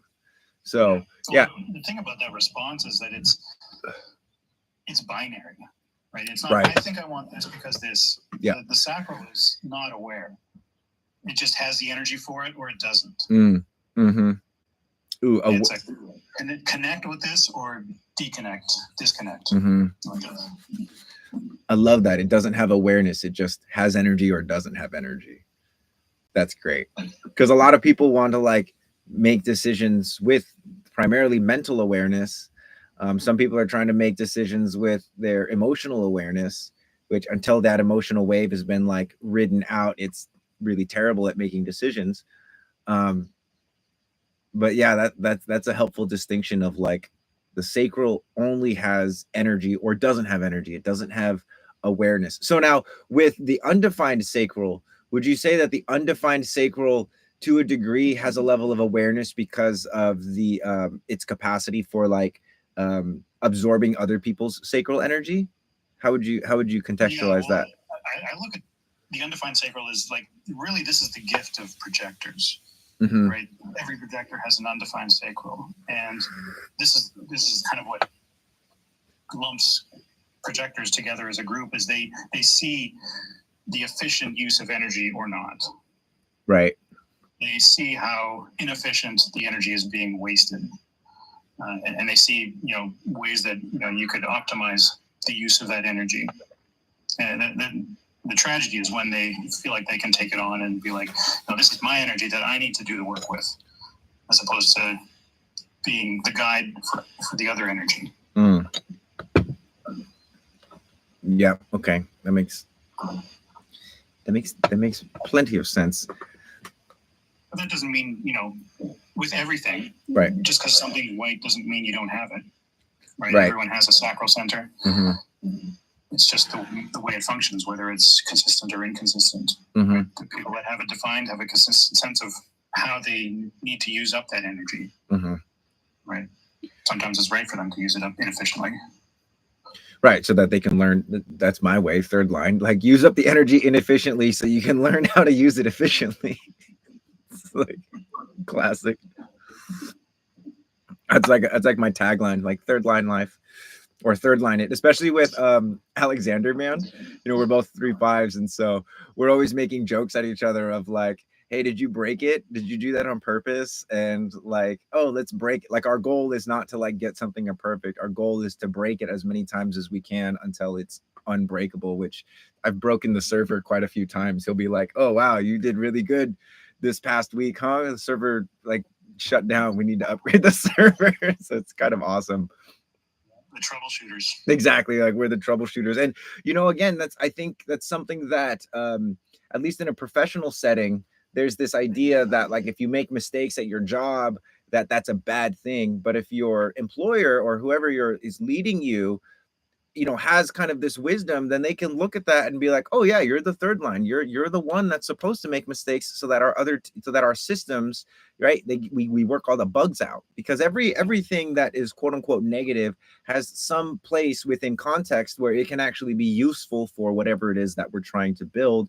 We just have to, like, how you say, suspend the societal at large perspective on things and actually give into what do you call it, give into this kind of new way of understanding things, which is really, it's based in the old way of understanding things.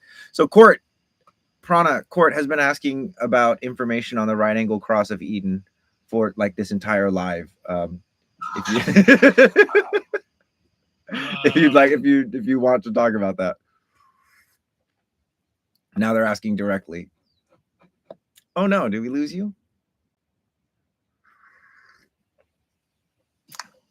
Oh, there he is. I went to go look it up. I can't remember off the top of my head what gates those ones are. Right. Okay. Just quick visit to neutrino design, hey?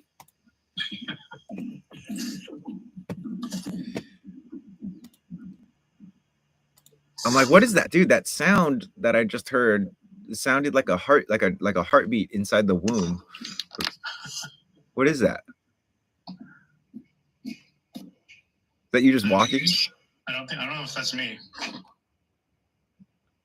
That's not me. It sounds like footsteps now, actually.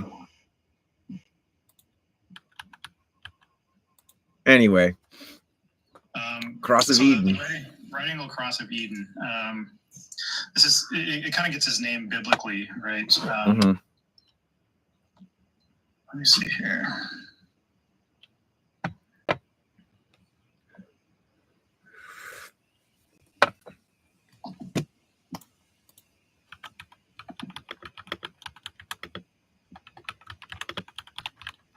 Yeah, usually I don't answer questions about incarnation crosses, because then everyone is just like, what about this cross, with this cross, and this cross, and it's like, oh, like, wait, let's you could literally just go look it up. It's also in your reports, or if you have neutrino design, it's in there.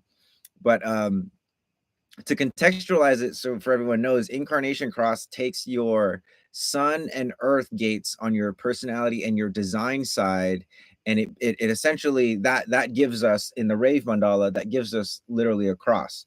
So it's like your design's incarnation, which the sun is up here, the earth is down here, they're always opposite of each other. And then your personality, the day you were born, your sun is over here, your earth is over here. That creates, like, you know, 70% of the neutrinos that program us come directly from our own sun.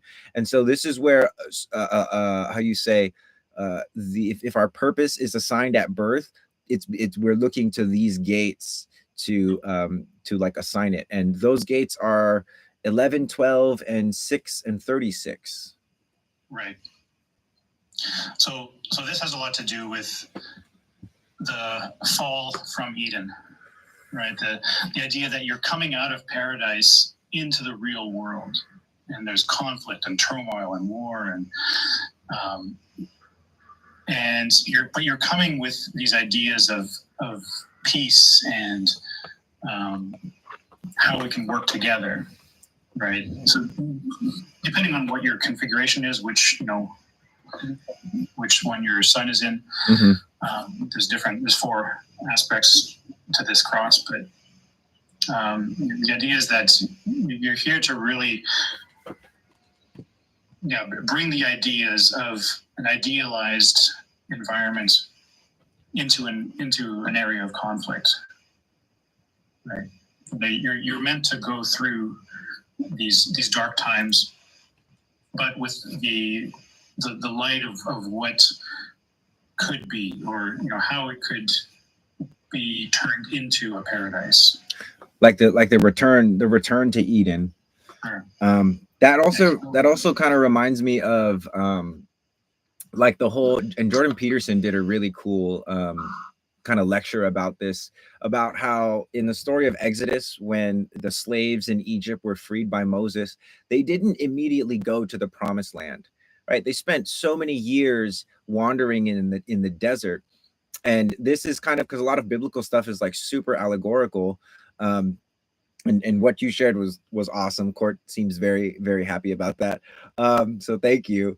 But the parallels is like, yeah, when you leave the garden, or when you get kicked out of the garden, or even when you're freed from oppression, one of the things that happens is you start to crave that oppression again, right? In the sense of like, if you leave a toxic relationship, quote unquote toxic relationship, one of the weird things that happens is you start to miss the person, even though they were maybe abusive or didn't respect you, not only because things were good to some degree or at some moments, but also because it's dependable, it's reliable, right? It's like you get 3 meals a day, you have somewhere to live. There's things and consistency and things that are reliable in a quote unquote toxic relationship, that when you're free from it, it's familiar, exactly, so you're going to like crave that again.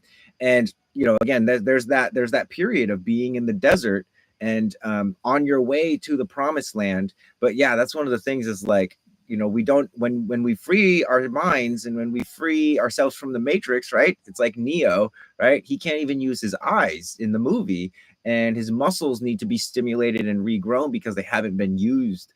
And so that whole journey of returning to Eden, again, I see a lot of people that are like wanting to get to Eden when really the magic is on the journey, moving, from the paradise, still holding the seed of paradise and the potential energy of creating a new paradise, but recognizing that like, oh, we're not in paradise yet. We still have to keep moving forward.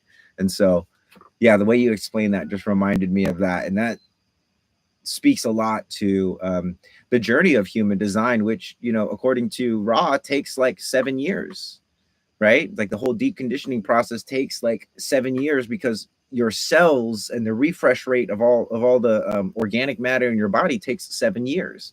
And so to bring in new cells with this like different paradigm, you can change your mind a lot quicker than you can change your body. But over time, like we want our bodies to be thinking and how you say, using mental faculties, not the mind using the body, but the body actually knowing how to use the mind. And again, human design is like the best tool for surrendering to the form, as Ra would put it, which basically means accepting your body, accepting the way you do things, accepting that you might be different from the people that you love and you respect and you look up to.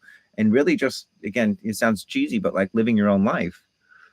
Yeah, this is why people in human design ask so much of other people, how long have you been in it? Mm-hmm. Right? They want to know, is this just a mind virus for you right now, or right. is this taking on a change in your body? That's great. That's because like it is such a mind virus in like the best of ways, and there's a shadow side to it for sure. But the fact that people can't stop thinking about human design and really want to learn more, I oftentimes try to temper that excitement to expand knowledge, because I'm like, hey, as someone who's been in this for a while, it's like these are the things that you actually can do that will change your actions, change, which change your behavior, that changes your vibration, and that, how you say, necessarily like expedites the process, the deconditioning process. But there's tools to use on the deconditioning process that are not necessarily baked into the system, aside from strategy and authority. Right, strategy and authority are kind of like the founding things, but like sometimes for people, it's yoga or biomechanics or different things, because again, their sacral is going to guide them, or their strategy is going to guide them. Might be the invitations, might be the moon, might be for manifestors, it's like your authority is really invaluable in making the right initiations and impacting in the proper way. And so it's like, but in terms of like what are actually the useful skills, that's kind of something that I've been looking at. And how I've unlocked my human design in particular is through Reiki, biomechanics, and sensory mechanics, which is like, it's, you know, something that I've been studying for the past few years. And now I'm actually getting to the point where I'm like, and similar with human design, I'm like, I don't want this to be a mind. I don't want to be sharing this from a mental place. I want to be sharing this from an embodiment place. And I've used, you know, my human design to like design my own kind of, how you say, workouts. And like I did do some sensory mechanics exercise. And you're a physical therapist, Prana. So one thing that I'm curious about is, do you ever use like when you have clients come in, do you like look at their body graphs before helping them? Usually not initially. Mhm. Usually I'll wait until I've seen them a number of times and they're kind of a regular in that sense. And Then you if I know I'm going to be working with them more long term, then yeah, I'll check in with that a bit. then you turn on the charm, huh? But no, like I am never out there initiating with my clients and my patients. Exactly. Right? Hey, what's your birth time? Mm-hmm. Mm-hmm. Almost exclusively, I've gotten to the point where it's entirely got to be initiated by them. Right. Right. Yeah, my buddy Pasha is also that way. He's actually even more brutal than you, Prana. He makes them initiate 3 times before he tells them anything. And it's so funny because you can't like do it back to back. So I watched someone who tried to like initiate 3 times back to back, and he goes, this is something you got to learn. You're probably a generator, and the fact that you just initiated 3 times back to back shows me that you don't know how to like be yourself. He's like so brutal with it. But I think it's so funny because there's plenty of people that have asked him about it but never ask him a second or third time on other occasions. And then there's people who ask him a second and third time, and on the third time he actually tells them. And those are usually the people, you know, again, that like actually do something with it. Because there's a huge freaking right population of people that like buy gym memberships and buy physical therapy therapists time, and you know, do all this stuff, but they never actually do anything with it. And it's just, you know, that's just kind of the way the world works. Again, part of human design is learning how to accept what is. And yeah, and so I'm looking for all the people that are like willing to do something with these lives and my reports and stuff like that. And I know statistically that not everyone's going to do it, but I at least can make the effort to do it. It says, whoa, that's some protector mastery. Did you mean projector? He's a manifesting generator, Corey.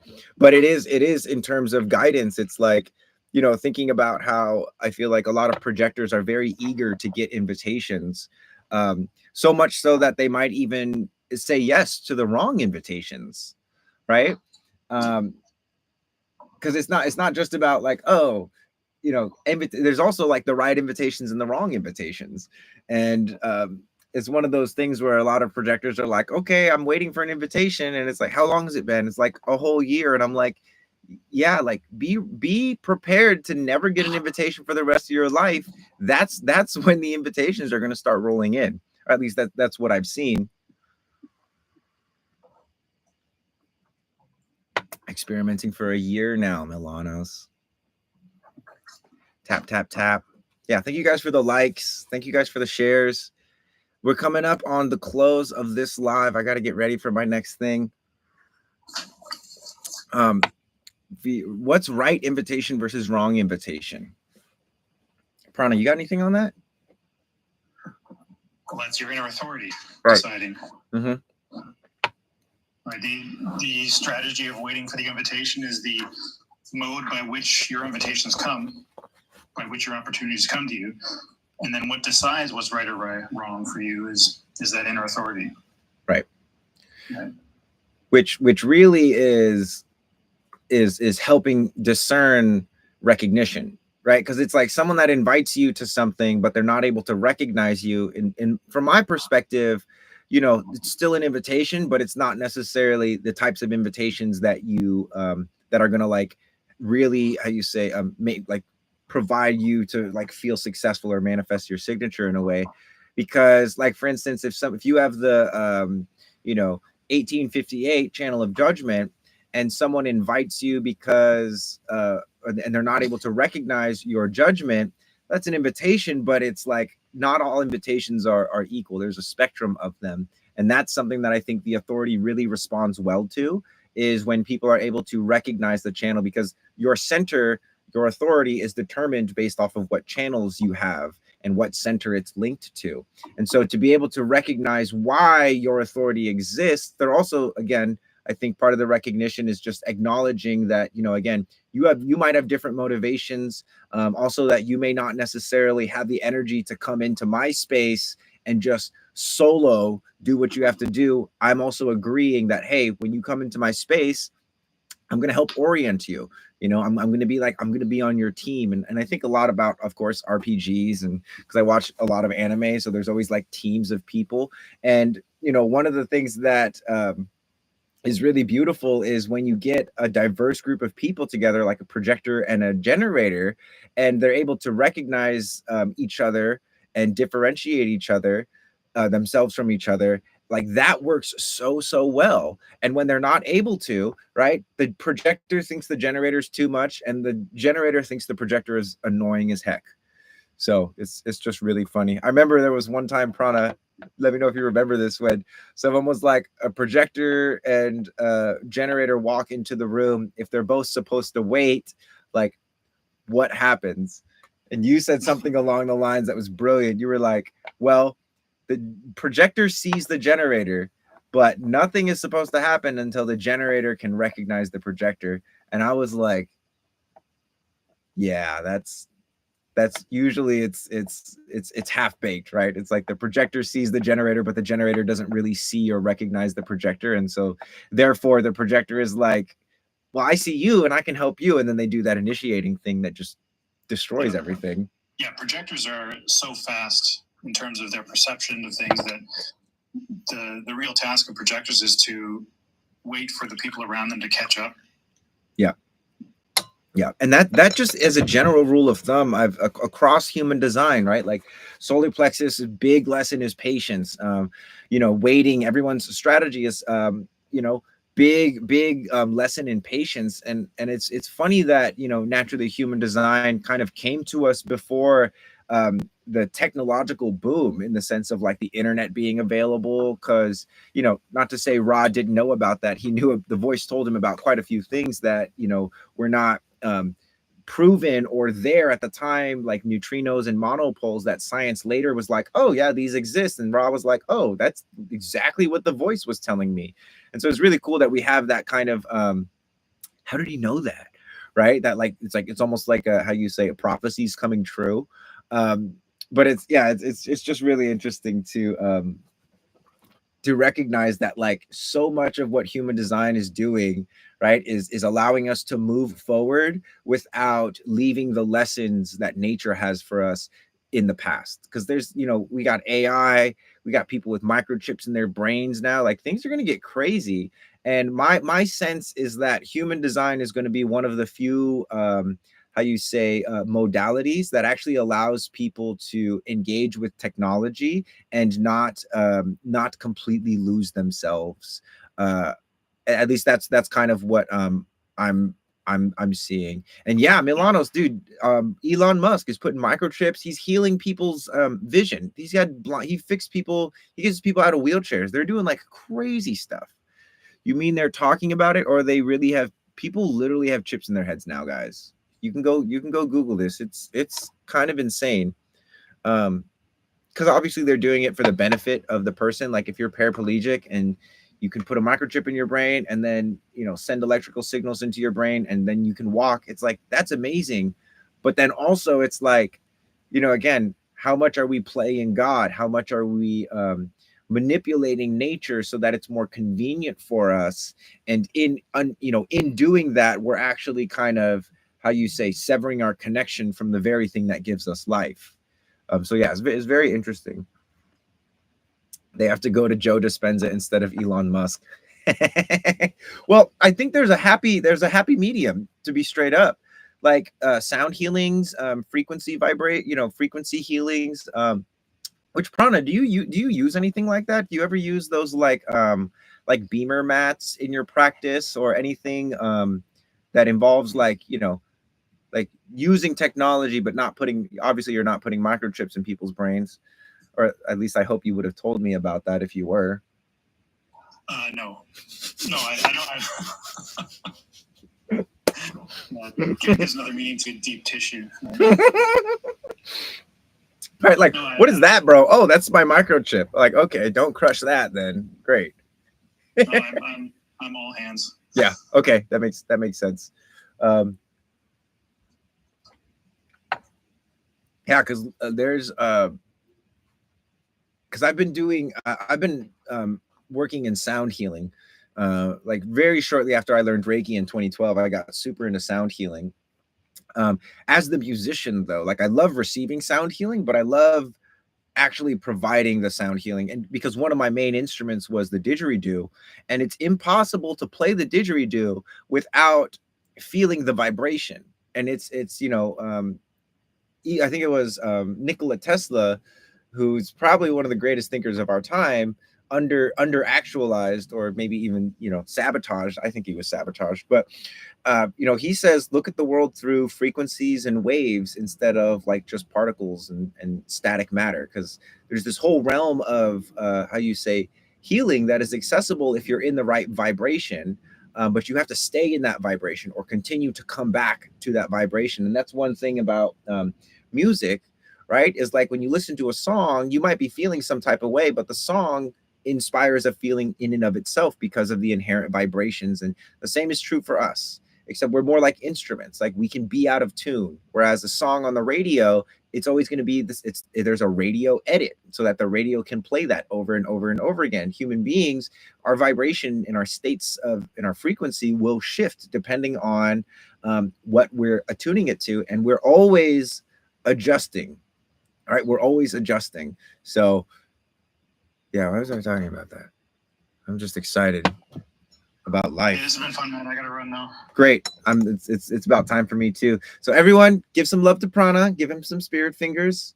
Love you, bro. Thank you for being in here. Learned a lot. I can confidently say people in the chat super appreciate it. We're super happy to have you. So maybe we'll see you next week if we're lucky. Yep. Thank you, bro. Love you, man. Peace. Peace.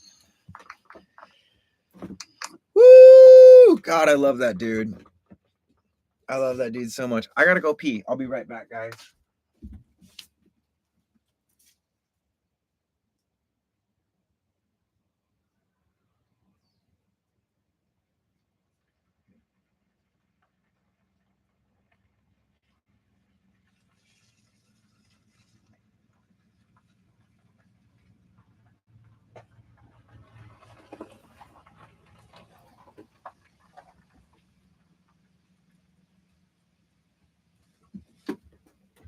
All right, folks.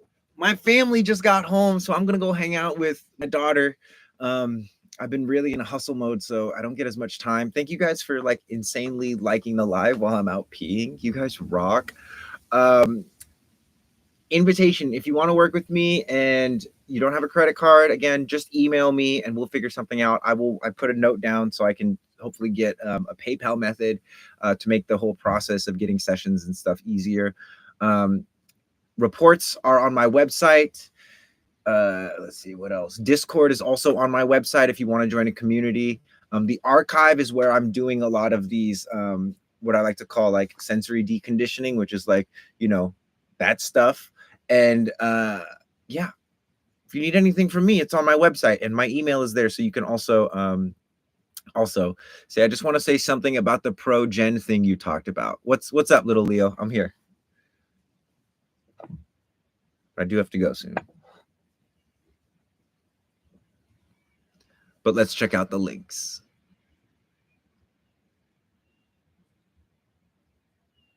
All right. I think, yeah, check out the links. Is there anything else, little Leo? Did you want to say? You wanted to say something about the pro gen thing you were saying? I was talking about. So as a Manny Gen,